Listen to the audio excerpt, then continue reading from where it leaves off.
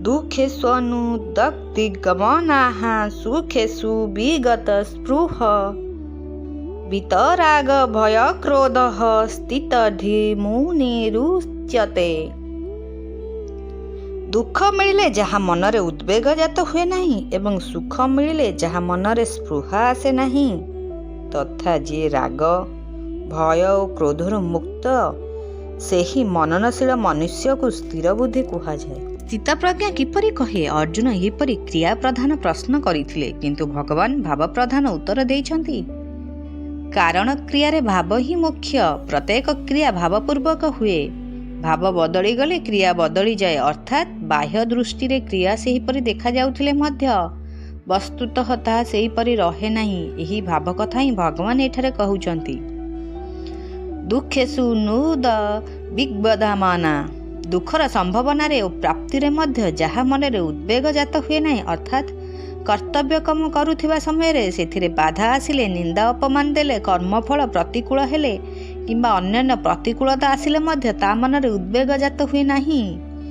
अन्यर हित पई कार्य करिबा कर्म को पूर्णांग करिबा कर्मफल केबे आसक्ति ममता कामना प्रभृति न हेबा पई सावधान रहिबा ही कर्मयोगी मनरे उद्वेग और अस्थिरता न आसिबार कारण। एपरी करिबाकू तांको मनरे एक प्रकार प्रसन्नता आसे।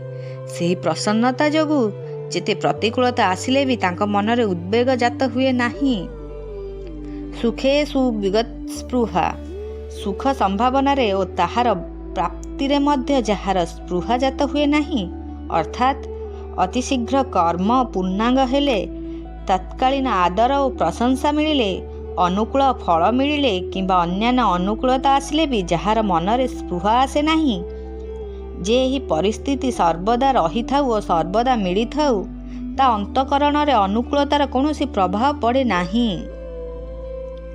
वितराग भय क्रोध मनरे सांसारिक पदार्थर जो आकर्षण अंकित होइते ताहाकु राग कहती। पदार्थ प्रति जदि राग थाए तेबे कौनसी सबल व्यक्ति ताहाकु नष्ट कले सेथिरु संबंध विच्छेद कराइले ताहार प्राप्ति रे विघ्न सृष्टि कले मनरे भय जात हुए। सेही व्यक्ति निर्बल होइथिले मनरे क्रोध जात हुए किंतु जहा हृदय रे अन्य को सुख देबार अन्यर हित करिवार और सेवा करिवार भाव जाग्रत हुए ताहार राग स्वाभाविक भावे नष्ट हो जाइथाए। राग दूर हो गले भय और क्रोध रहे नहीं। तेणु भय रोग और क्रोधरु से सर्वदा रहित होइथाए। आंशिक रूपे उद्वेग स्पृहा राग भय और क्रोध थिबा पर्यंत से साधक बोलाए। सेथिरु संपूर्ण मुक्त होइगले से सिद्ध होई जाए। कामना बासना प्रभृति रागर ही स्वरूप। केवल बासनार तारतम्य अनुसार से गुड़िक नाम भिन्न भिन्न। यथा अंतकरण रे लुकायित रागर नाम बासना सेही बासनार अन्य नाम आसक्ति बा प्रिय भाव। केते कामुक वस्तु मिलू एपरि इच्छार नाम कामना।